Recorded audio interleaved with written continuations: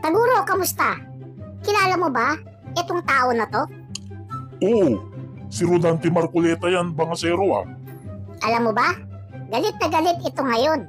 Talagang nababad trip itong si Rodante Marcoleta ngayon.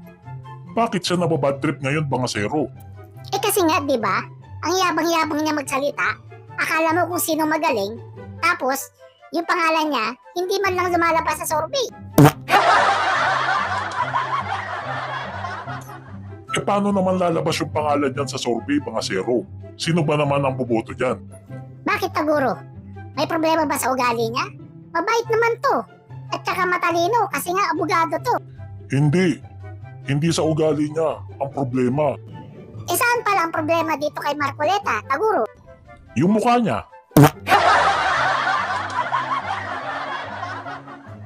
Alam mo, Taguro, napakayabang mo.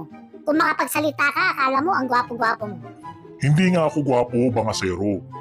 Pero mas pangit naman sa akin yan. Ang yabang mo naman, Taguro. Hindi ako mayabang, bangasero. Pero teka lang, may iba tayo.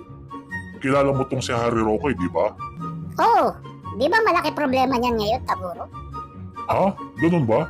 Ano ba problema nito ngayon, bangasero? As usual, yung dati niya pa rin problema. Bakit? Ano ba problema niya?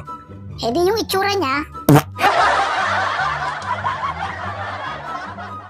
Bakit, bangasero? May problema ba yung itsura niya? Tanungin kita, Taguro, gusto mo bang maging kamukha yan? Hindi ah, no way.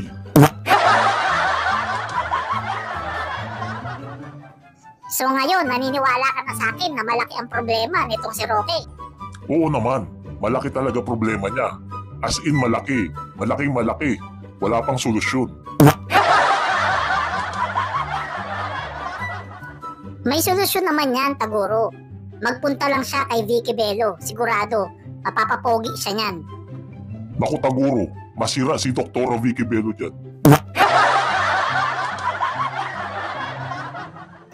Paano naman masisira si Dr. Vicky Bello dyan, Taguro? Masisira siya dyan, bangasero. Yang itsura ni Roque, hindi na yan kaya ng sensya. Ano palang solusyon para maayos yung itsura nitong si Roque? Ang solusyon dyan, bangasero, dinamita o kaya Goodbye Philippines. Di ba, Taguro? Mga paputok yung mga yun, dinamita at saka Goodbye Philippines. Mga paputok yun, di ba? Oo, bangasero. Yung mukha naman ni Roque para namang nasabugan eh.